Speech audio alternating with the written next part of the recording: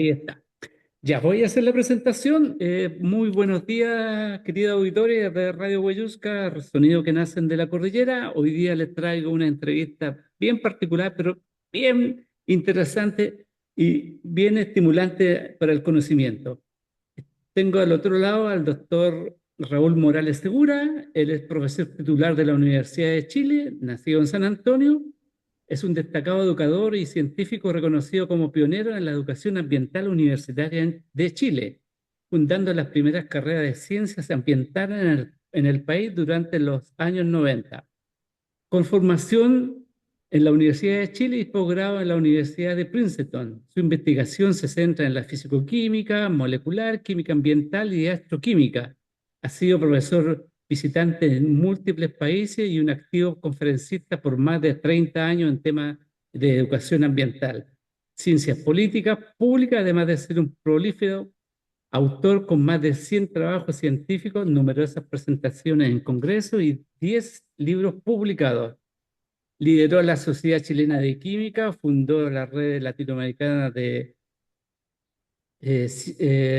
Chilena de Ciencias Ambientales, fue director ejecutivo del Centro Nacional del Medio Ambiente, CENMA, en el periodo 2001-2003, donde dirigió estudios claves sobre contaminación atmosférica por partículas en el sur de Chile. ¿Qué tal? Aquí vamos. Estamos. En la Universidad de Chile ha sido un destacado trayectoria, has tenido una destacada trayectoria como docente de la Facultad de Ciencias durante 4 periodos y ha impulsado la creación de innovadora Escuela de Pedagogía Científica, Ciencia Ambiental y Biotecnología y Centro de Investigación. Sus atribuciones han sido conocidas como el Premio Nacional a la Trayectoria en Ciencias Ambientales el año 2009 y la distinción de Hijo Ilustre de San Antonio, la ciudad donde usted nació, profesor. Así es. Ya, muy bien, pues. Bueno, nuevamente, profesor, le agradezco este contacto al programa Faro de Agua, que es de divulgación, ciencia, tecnología y medio ambiente para Radio Huayuca. Muy buenos días, buenas tardes ya. Qué bien, bueno, muchas gracias, José, por esta invitación.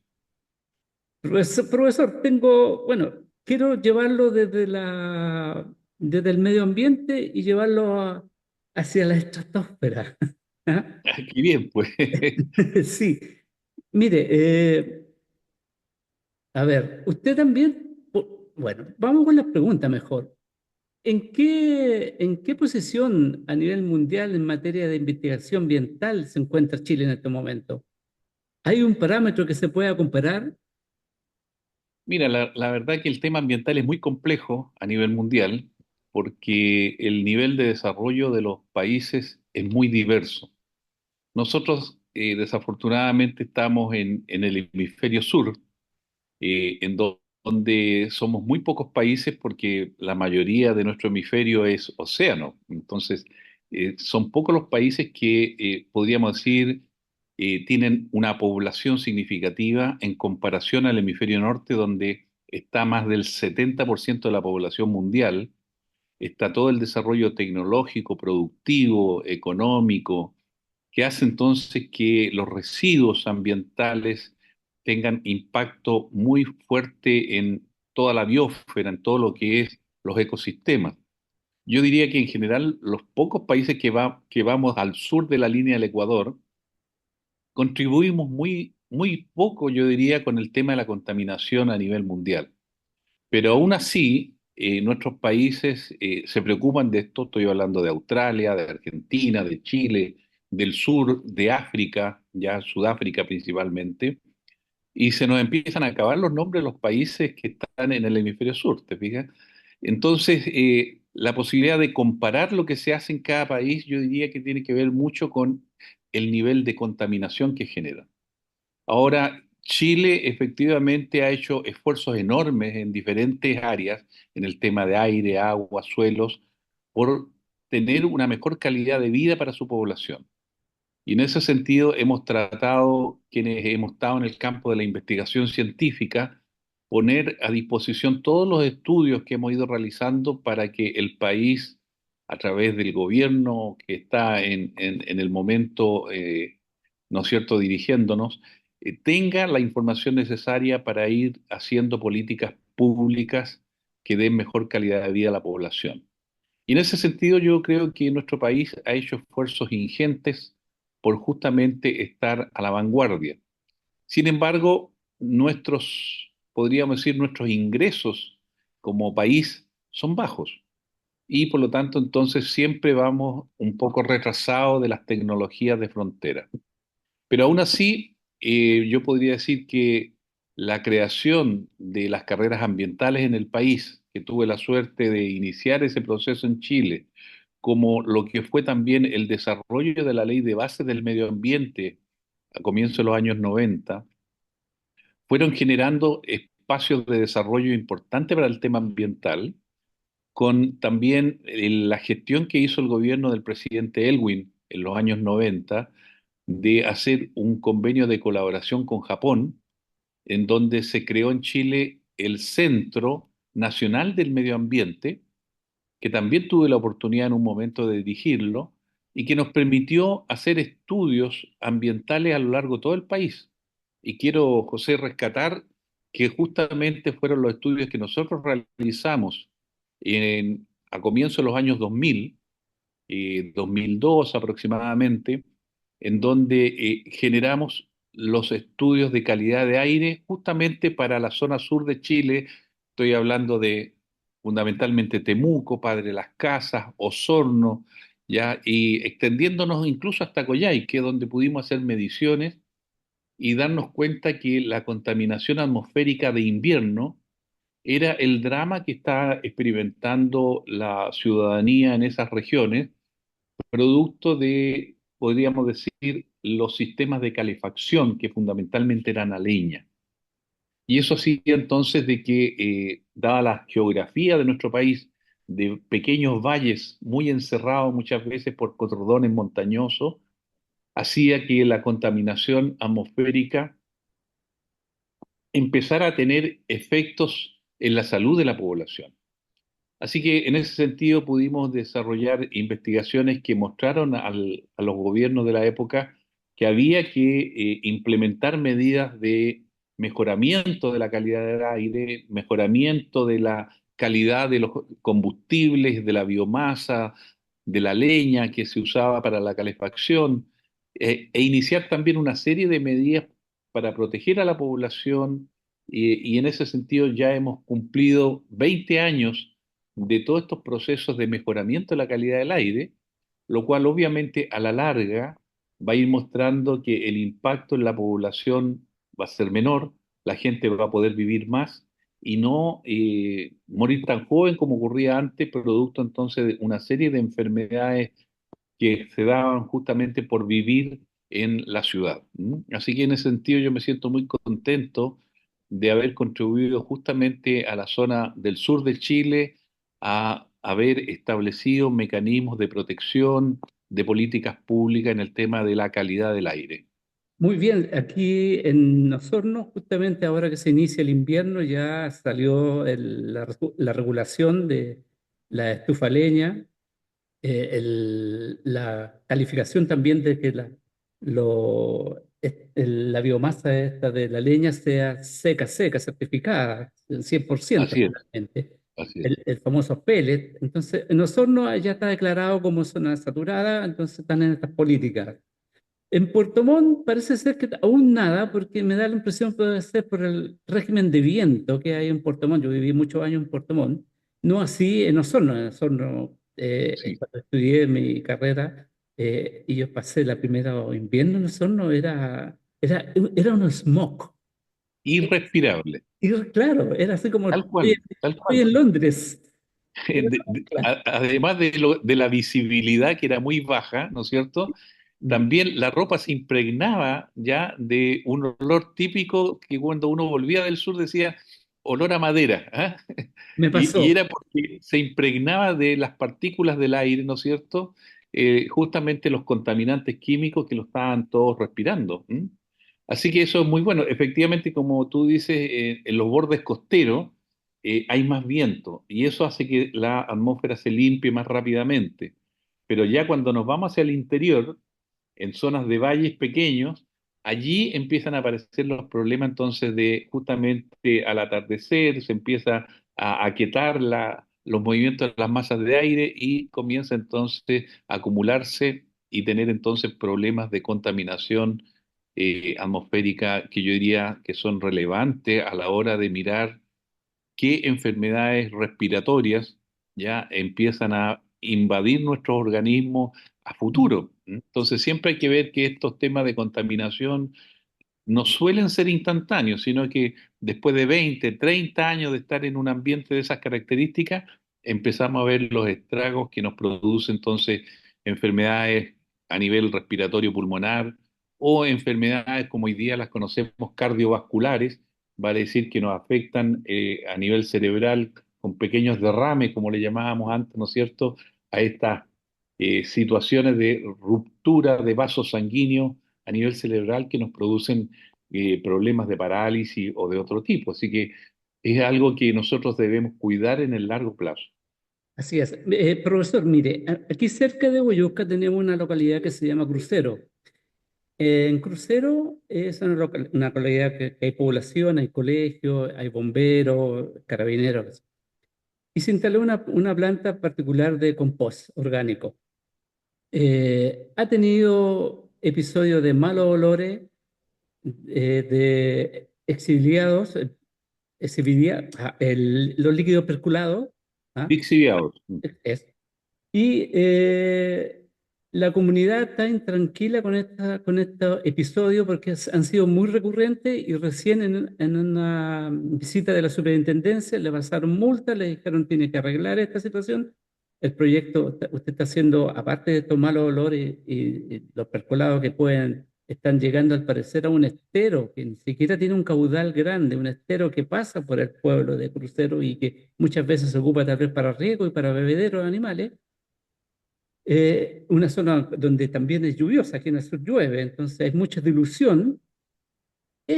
Todo ese periodo, todo ese acontecimiento de malos olores y los percolados de estos lixiviados, tienen que tener consecuencias a la salud de la población. ¿Cuáles son las primeras consecuencias que se pueden dar en este asunto, con esta Bueno, contaminación? en algunos casos, particularmente en niños y en adultos mayores, son los más sensibles a todo lo que es el tema de contaminación atmosférica. Así que eso hay que tener en consideración. Muchas veces se pueden producir algunas intoxicaciones que en principio pueden aparecer leve, pero en la medida que son recurrentes van dañando el organismo. Entonces, el tema de intoxicación tiene que ser evaluado por los servicios de salud, ¿ya? De manera de saber qué impacto está teniendo, particularmente, como les decía, en los niños en los colegios cercanos o algo por el estilo. Así que ese es un tema que no se puede descuidar. Ya Mm. las empresas tienen una responsabilidad ética también con el entorno, con los ciudadanos. Entonces, no es llegar y tener derrames que finalmente generen este tipo de emanaciones gaseosas que son tóxicas. ¿Te fijas? Siempre los malos olores nosotros los podemos distinguir rápidamente. Cualquier mal olor nos está avisando a nuestro organismo que no se debe estar en esa zona, que no se debe respirar. ¿Ya? Nuestra nariz, de alguna manera, es un órgano muy sensible y que nos está previniendo de un problema que nosotros debiéramos evitar. ¿Ah?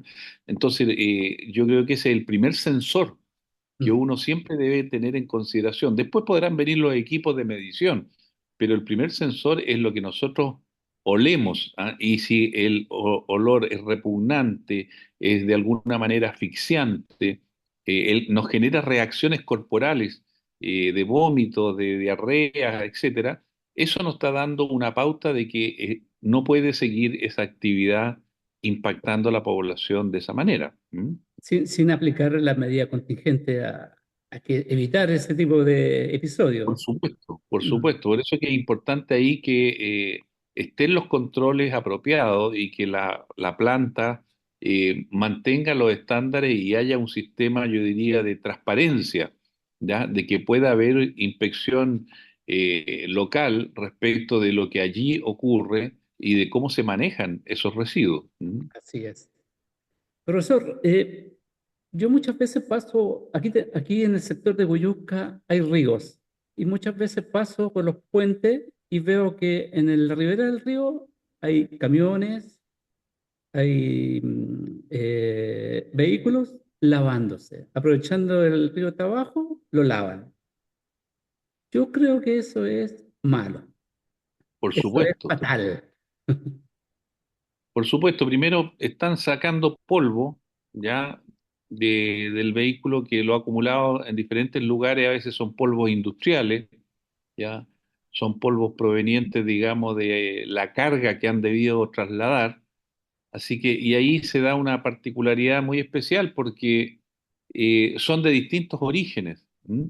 Y obviamente esos polvos van a caer al río y van a ir alterando la calidad del agua y van a ir alterando la biota que allí existe, Así es. que no está habituada entonces a esos residuos que para esa biota son tóxicos. ¿M? Por otro lado, cuando se lavan también los vehículos, hay aceite, hay Hidrocarburos. gasolina, hidrocarburos en general, que también van a dar, digamos, a las aguas del río, y eso también son sustancias que se van de alguna manera descomponiendo y a veces generando sustancias aún más tóxicas. ¿M? Uno siempre tiene que pensar que las sustancias químicas en nuestro ambiente se degradan, ¿ya? Entonces hay sustancias que se degradan en el aire, producto del sol, producto del oxígeno. Nuestra atmósfera es oxidante de por sí. Basta poner, ¿no es cierto?, un fierro al aire libre y ver al cabo de unas semanas cómo se va oxidando ese fierro. Eso es por la acción del oxígeno del aire. Lo mismo ocurre en el agua, también en el agua hay oxígeno, por algo los peces pueden vivir, digamos, y cuando no hay oxígeno uno ve cómo eh, se mueren, ¿no es cierto?, las especies que están viviendo en ese hábitat acuoso. De modo de que cualquier contaminante que se introduzca a las aguas van a ir degradándose y van a ir transformándose en otras cosas que podrían ser también muy peligrosas. Entonces, obviamente que ese no es el lugar para hacer limpieza de carácter Mm, industrial. así Y es. eso debiera ser también denunciado Regulado por la donde municipalidad. corresponda, Regulado por porque la no es municipalidad. posible. No es posible eso que ocurra. ¿M? Mm. Profesor, una consulta. Usted también trabaja en el tema de la ciencia forense ambiental y contaminación. Así es. Un poco para la audiencia, ¿qué es lo que es la ciencia forense ambiental y contaminación? ¿A qué se Sí. refiere? Bueno, muy interesante la pregunta que me hace José, porque de alguna manera hoy día estamos viviendo una etapa nueva en el área ambiental. Hasta hace algunos años atrás, desde que se crea la Ley de Bases del Medio Ambiente, los temas de contaminación se consideraban infracciones, vale decir como una infracción del tránsito, ¿ya? Usted se estaciona mal, no va preso, es una infracción, paga una multa, ¿ya? Y entonces por muchos años, desde los años 94, yo diría hasta recientemente, el año pasado, recién hay una ley nueva en donde se establece que ya las infracciones ambientales, dependiendo el nivel de impacto que tiene en el medio ambiente o en la salud de las personas, se va a transformar en delito. Entonces ahí hay un cambio, se pasa de infracción a delito ambiental. Y los delitos se penan con cárcel, ¿ya? Entonces, hoy día los directores de empresa, los empresarios que están a cargo de determinadas industrias, si el impacto ambiental es lo suficientemente relevante que lo va a definir obviamente el juez en un tribunal, puede ir preso, porque ya dejó de ser una infracción ambiental, Ya. pasaron a ser ahora delitos ambientales. Eso es lo primero. Ahora, ¿por qué hablamos de forénsica ambiental? La gente conoce normalmente los forenses, los médicos forenses que frente a un asesinato, frente a una muerte, ¿no es cierto? Se hace una investigación de por qué murió, qué fue lo que ocasionó la muerte de ese individuo, ¿no es cierto? En ese sentido, entonces, la ciencia forense viene a buscar los elementos que constituyeron el delito de muerte de un ser humano. Ahora, cuando hablamos de forénsica ambiental, 13 horas. estamos hablando de lo mismo. de cuáles fueron los elementos que constituyeron el delito ambiental. El cuerpo del delito ahora es el medio ambiente, es un ecosistema, son especies que se ven afectadas, ¿no es cierto?, producto de un impacto ambiental, de una contaminación que puede ser una contaminación de carácter involuntario, ¿ya? Como por ejemplo, va un camión con un cierto compuesto químico, voy a decir, en sus tanques, y por alguna razón choca, él se da vuelta y se derrama y genera un impacto ambiental en esa zona. Eso fue involuntario, ¿no es cierto? Se puede probar que fallaron los frenos, falló algo, no sé, o fue chocado por otro vehículo. Eso es un acto involuntario, pero también está dentro de lo que es un impacto ambiental y el juez va a tener que decidir si efectivamente fue así o no. Pero tomemos el mismo ejemplo del camión, un camión que lleva productos químicos y que sabe que tiene que pasar ahora por un pesaje y se da cuenta él de que va a tener que pagar una multa y entonces se tira a la orilla del camino, bota un poco del líquido para no excederse en el peso y produce un derrame, contaminación y se va. Resuelve su problema porque pagó menos, por así decirlo. Pero él hizo un acto ilícito, ¿no es cierto? En donde lo hizo con propósito y meditación. Entonces ahí estamos frente a una situación de delito distinto, ¿se fija? Bueno, ahora todo eso los jueces van a tener que revisar esas situaciones. Y de ahí entonces viene el tema de que el juez va a requerir un informe técnico. Entonces, ahí aparecen los expertos en forénsica ambiental o los expertos ambientales forenses. ¿Ah? Entonces, ellos van a tener que preparar un informe y decir, mire, esto fue lo que ocurrió. Probablemente esta sustancia química se transformó después de un día en esta otra sustancia química y esta fue la que produjo el daño a las personas. Por ejemplo, que se fue una sustancia química por un conducto, ¿no es cierto?, de desagüe domiciliario y llegó a 2 kilómetros de distancia a una población. La gente de la población va a sentir más los olores, por ejemplo, se va a intoxicar. No van a tener idea que ocurrió un camión tan lejos probablemente, ¿se fija? Entonces ahí van a venir las investigaciones forensicas, en donde van a decir, a ver, ¿de dónde apareció este líquido? ¿Por qué este líquido? El camionero va a decir, no, es que ese líquido yo no lo produje. Claro que usted no lo produjo, pero resulta que la reacción del aire, de las temperaturas, qué sé yo, y de la acumulación fue transformándose en un tóxico. Y por lo tanto, usted es el culpable porque usted vertió eso en la orilla del camino y el daño lo vino a producir 2 kilómetros más allá. ¿Se fija? Entonces, la forénsica ambiental tiene por objeto ser investigadores de los cuerpos del delito del medio ambiente. Así es ahí donde aparecen los peritos, el informe técnico para que Así resuelva es, mejor el magistrado en este caso. Cuando son así es. cosas muy serias, o sea, muy técnicas, y los abogados no saben, y el magistrado, por dónde Bueno, es, ocurre esto, la pericia del perito, el informe. fíjese que se crearon justamente en el año 2012 tres tribunales ambientales en el país, uno para la zona norte, otra para la zona centro y otra para la zona sur.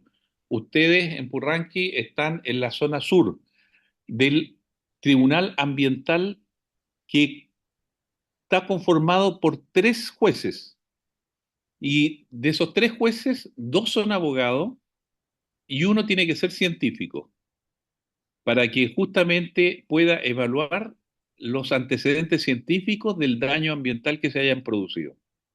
Es el único tribunal en el país, tenemos tribunales de familia, tenemos tribunales de civiles, tribunales penales, etcétera. Es el único tribunal en que está permitido de que no todos sean abogados. ¿Se Ya. fija qué interesante? ¿Ya? Entonces, hoy día hay científicos que pueden formar parte de los tribunales ambientales del país. Así que eso es un gran mérito para el desarrollo de la justicia en nuestro país, porque justamente se está actualizando la justicia en términos de que quienes conocen los problemas estén de alguna manera también contribuyendo a hacer justicia. ¿Mm? Así es, el tribunal que hace mención está aquí en Valdivia. Así es, el Mm. tercer tribunal que corresponde a la zona sur tiene asiento en la ciudad de Valdivia. Tiene harta pega, le diré.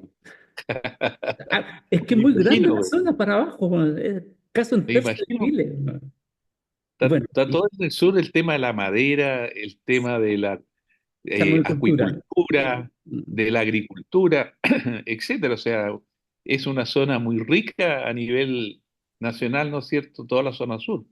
Así es. Profesor, quiero llevarlo un poquito a la cosmología.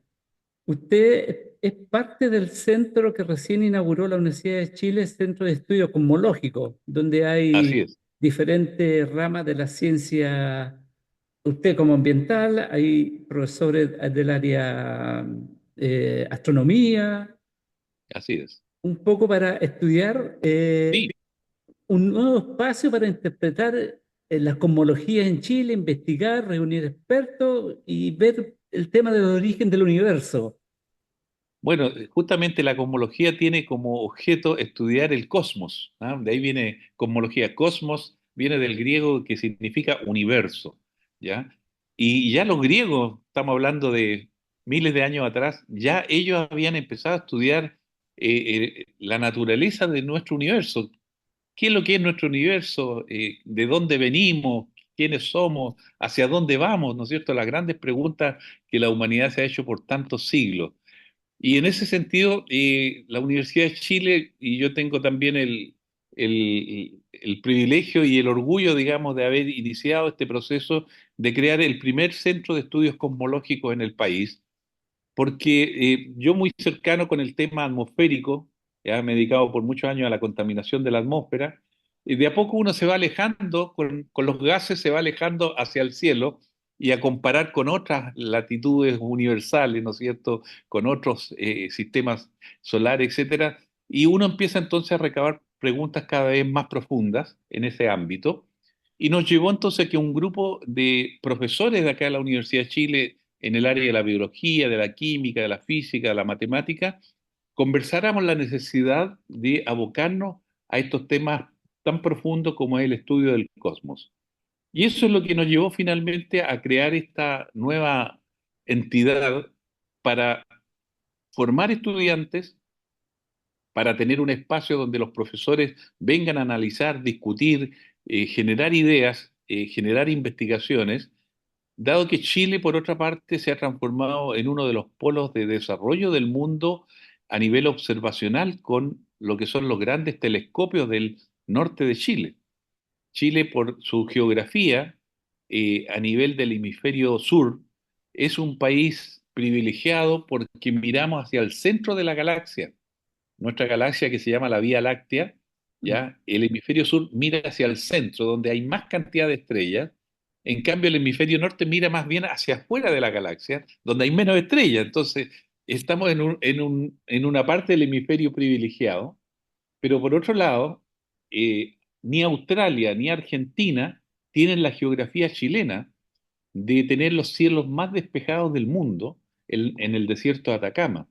Y eso es porque tenemos una cordillera de la costa muy alta Mm. que impide que las nubes lleguen hacia el centro de nuestro territorio, ahí donde está el desierto de Atacama. Fíjese que en la zona norte, muchos chilenos a veces se le olvida la geografía, ya, pero desde Copiapó al norte, Chile tiene tres cordilleras. Tiene la cordillera de la costa, que llega hasta el sur, tiene la cordillera de los Andes, que también llega hasta la Antártica, ¿no es cierto? Pero entre la cordillera de la costa y la cordillera de los Andes aparece lo que se llama la cordillera de Domeico. Domeico, que fue un científico polaco, rector de la Universidad de Chile, fue el segundo rector, y que hizo muchas investigaciones en el campo de la química, en el campo de la geología, y gracias a sus descubrimientos se le dio el nombre a esa cordillera que está justamente en el norte entre la cordillera de la costa y la cordillera de los Andes. Y allí, en esos dos grandes valles, digamos, que da entre la cordillera de la costa y Domeico, y después entre Domeico y la cordillera de los Andes, se dan los cielos más prístinos ya del planeta. Y ahí se han instalado los observatorios más grandes que hay en el planeta en estos momentos, ¿ya? Y se sigue construyendo, ahora se está construyendo el telescopio que va a ser el telescopio gigante que va a tener el planeta Tierra. Así que para Oh, nosotros es un mérito, como les digo, y por eso que también nosotros estamos muy motivados de ayudar a formar jóvenes que les atraiga el estudio del cosmos, porque van a ser los grandes temas de desarrollo eh, a nivel planetario en los próximos años. ¿Mm? la Universidad de Chile tiene la carrera de astronomía. Creo que es la única universidad de No, Chile. no, no. Hoy día ya se ha ido popularizando el tema de la astronomía. Hay que pensar que la astronomía es una ciencia observacional. O Ya, sea, usted necesita un telescopio para mirar el universo. y lo ¿Ah? tenemos. Y tenemos muchos telescopios y gracias a eso varias universidades han empezado a crear las carreras de astronomía, ¿ya? Y en ese sentido también otras universidades públicas y privadas están también formando astrónomos, lo cual es muy bueno. Pero la cosmología se apoya en la astronomía. Entonces, ahí hay una diferencia. La cosmología, a través de la física, de la química, de la biología, trata de entender el universo. En cambio, la astronomía se dedica a observar qué es lo que ocurre en los cielos, ¿ah? Sí. Mirando las estrellas, mirando las galaxias, mirando de alguna manera todo lo que es la materia que nos rodea, ¿no es cierto?, en este universo que para nosotros es tan enigmático. ¿Mm? Profesor, hoy día me he enterado que hay un proyecto cerca de todo este lugar donde están los observatorios. Un proyecto, me parece que es de un proyecto grande que le iba a contaminar Ah, sí, el correcto. cielo. Y estaban en Sí. alerta. Y armaron, se El apatotaron. INN. Sí, lo que pasa es que hay un proyecto de aprovechar la energía solar para transformar la energía solar en hidrógeno verde, ¿ya? Y el hidrógeno verde es un combustible que es muy limpio, porque si uno usara hidrógeno como combustible, el producto que se libera en la combustión del hidrógeno es vapor de agua. Por lo tanto, no es un contaminante como ocurre con los demás combustibles que liberan CO2, anhídrido carbónico, y eso genera calentamiento global. Entonces, en el caso del hidrógeno verde, se requiere energía solar para transformar el hidrógeno a partir del agua. Entonces, el agua uno hace una electrólisis, separa oxígeno, separa hidrógeno, y el hidrógeno lo almacena como un combustible. Pero para eso se requieren muchas hectáreas, miles de hectáreas que estén capturando la energía solar. Entonces, lo que pasó ahora en el norte es que muy cerca de unos observatorios astronómicos muy relevantes eh, y muy grandes, se propuso instalar esta empresa. Pero esta empresa, al ocupar miles de hectáreas, va a producir una cantidad de polvo y va a producir una luminosidad en la noche que va a alterar la visibilidad que tienen los telescopios.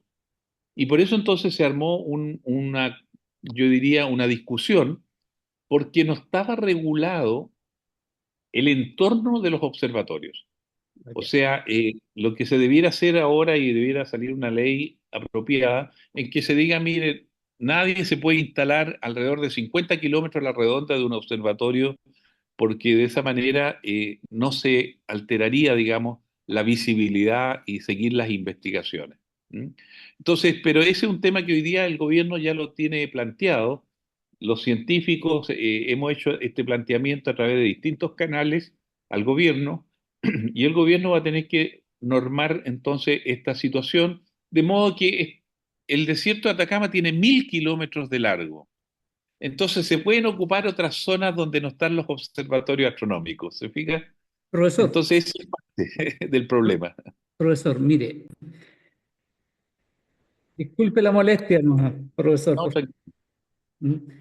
Estábamos hablando de la cosmología y tengo una duda o más que nada una pregunta, profesor. Y mire, está referido a la sopa primigenia, que fue este científico Oparín que el año 1924 sugirió que la vida pudo haber surgido a partir de compuestos químicos simples que se combinaron en los océanos primitivos de la Tierra. Actualmente se han encontrado moléculas en el espacio como aminoácidos y otros compuestos. Así Entonces, es. profesor, la idea de que la vida en la Tierra podría haber sido sembrada por microorganismos transportados en meteoritos, cometas, de ahí la afirmación que se dice somos polvo de estrella. ¿Estos nuevos hallazgos reformulan esta teoría totalmente? Lo que pasa es que ya desde los tiempos de los griegos, Anaxágoras, ya estaban planteándose la panespermia, ¿ah? Sí. Y vale decir, esta teoría que dice que los gérmenes de la vida viajan por el espacio, viajan por el cosmos, ¿ah? Y bueno, nosotros hemos tenido la particularidad de empezar a observar los meteoros y hacer investigaciones en los meteoros. De hecho, hace algunos años atrás hubo bastante controversia, un meteoro que cayó en la Antártica respecto a que provendría probablemente de Marte y podría tener unos microorganismos que no eran del planeta Tierra. Y después la NASA ha hecho varias investigaciones mandando podríamos decir, satélites que se meten a la cola de los cometas y logran capturar polvo que va arrastrando el cometa y después han aterrizado en el planeta y se han examinado esos polvos y se han encontrado moléculas que son fundamentales para la organización de moléculas complejas que forman parte de lo que podríamos llamar las moléculas de la vida. ¿Mm? Moléculas que están asociadas a determinados tipos de proteína o al ADN o al RNA, etcétera. Entonces, son, por así decir, eh, proposiciones. Todavía no tenemos nada seguro, pero justamente la primera teoría más antigua que usted citaba de Oparín plantea esta posibilidad de que se produjo una especie de caldo químico, ¿no es cierto?, generado por las tormentas eléctricas que habían entonces en las primeras etapas del desarrollo del planeta Tierra, en donde no existía la capa de ozono, en donde la actividad energética era muy alta, que pudo entonces haberse generado muchas moléculas. De hecho, hay estudios que han hecho en el laboratorio de poner ciertos componentes de agua, de amoníaco,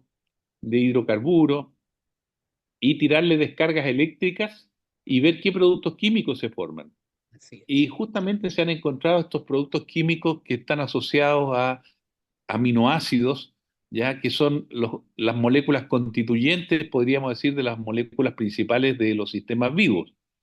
Entonces, yo todavía diría, teorías que no están del todo comprobadas, que podría decir que la Tierra ha generado seres vivos, pero también los antecedentes de que especies moleculares viajan a través del espacio podrían ser también generadoras de vida. Y eso ha llevado entonces al tema de preguntarnos, ¿no es cierto?, si es posible que exista la vida más allá de nuestro sistema solar. Y eso entonces es una de las grandes interrogantes que tiene la cosmología, puesto que si nosotros tomamos el principio antrópico, que es un principio que se estableció ya en el año 1974, 50 años atrás por un físico australiano, ya, de apellido Carter, Brandon Carter. Él plantea de que las constantes universales de nuestro universo, como la constante de la velocidad de la luz, la constante de Planck, la constante gravitacional universal de Newton, son constantes tan bien calculadas que pequeñas variaciones en estas constantes el universo no sería como es. Por ejemplo, si la constante gravitacional de atracción de las masas fuera un poco más grande, el planeta Tierra ya habría colapsado cayendo al Sol. Y todos los planetas habrían ido cayendo al Sol porque la constante de gravedad es tan grande que haría que el Sol atrapara a nuestros planetas y no existiría la vida. O al revés, si la constante gravitacional fuera más pequeña, la Tierra se habría arrancado ya que rato de la gravedad del Sol y estaríamos vagando en el espacio oscuro, digamos, aislados totalmente. Entonces, tampoco habría existido la vida porque el Sol es fundamental para el desarrollo de la vida, de los vegetales, ¿no es cierto? Así que en ese contexto, el principio antrópico vino a marcar un referente científico de decir, mire, para que en este universo haya vida y en el planeta Tierra exista vida, estas constantes han sido diseñadas especialmente. Ahora hemos visto que hay no solamente millones de estrellas en nuestra Vía Láctea como galaxias, sino que ahora con los telescopios terrestres del norte de Chile y de los satélites, sabemos que hay millones y millones de galaxias. Y cada galaxia a su vez tiene millones y millones de estrellas. Y las estrellas a lo menos tienen un posible planeta con características similares a la Tierra. Por lo tanto, lo que hoy día se piensa es que la Tierra no puede ser el único planeta que dé vida. ¿M? Y eso ha llevado entonces a que este mismo principio antrópico de Brandon Carter haya sido tomado entonces como un elemento básico para decir, mire, la vida se da en todas partes. Y después también lo vino a plantear con mucho mayor fuerza este gran físico eh, inglés, ¿no es cierto? Que vino también a tomar toda la teoría de los agujeros negros y del tiempo y del espacio, ¿ya? Para plantear también que la posibilidad de vida es tan amplia que, al revés, sería muy poco probable que en el universo fuéramos los únicos. ¿Ah? Así que yo le diría que el tema de la vida es un tema que nos va a seguir apasionando. Estamos tan lejos de las otras estrellas que tendríamos que andar a la velocidad de la luz para demorarnos años en llegar a otras estrellas. Así que la verdad es que no tenemos ninguna forma de poder comprobar. Y toda la luz que nos llega de millones de años ya que pasaron. ¿Ah? Así que el tema de la existencia de la vida es uno de los grandes temas que apasiona a quienes están dedicados a la cosmología. Y es un tema filosófico y la filosofía va de la mano con la investigación, con la ciencia. Así es, Es la base de la sin, filosofía. sin duda. Usted tomó la expansión, el universo sigue expandiéndose después del Big Bang. Eso se ha notado y eso ya está estudiado, que seguimos Así es. viéndolo hacia afuera. Y va a De llegar hecho, un momento. todos los estudios actuales han demostrado y se otorgó el premio Nobel justamente a un equipo de la gente de la NASA por hacer mediciones muy exactas y se ha demostrado que el universo sigue en expansión, como dice usted, en una expansión acelerada, en donde hoy día se proyecta de que habría una energía que no conocemos, que se llama la energía oscura, y es oscura porque es oscura para nosotros no la podemos percibir, pero indirectamente vemos que está alejando las galaxias unas de otras, y hay una masa, también una materia, que tampoco la hemos podido visualizar, ¿ya? Pero que por medidas indirectas también vemos que está presente en nuestro universo, que le llamamos también la masa oscura. Hoy día la energía y la masa oscura, por los cálculos que existen de los cosmólogos, se establece que más del 70% de la materia en el universo no la conocemos. Y lo que conocemos es muy poco, es lo que nosotros podemos percibir con nuestros sentidos. ¿Ah? Así que ahí hay un gran tema también de desarrollo a nivel mundial. Y esto, bueno, me imagino que todos estos estudios son, eh, bueno, destacados científicos de todo el mundo. Yo me, Así es, Cuando escucho esta teoría, es para un biólogo, porque tengo una base de biología fuerte igual, es como hay que cambiar el switch, hay que pensar de otra manera. Hoy día la evidencia científica te está mostrando otra tendencia que ya... Yo me recuerdo cuando, un ejemplo, me recuerdo cuando estaba en la enseñanza básica y me hablaron de las neuronas, lo primero que me dijeron que eran irreproducibles.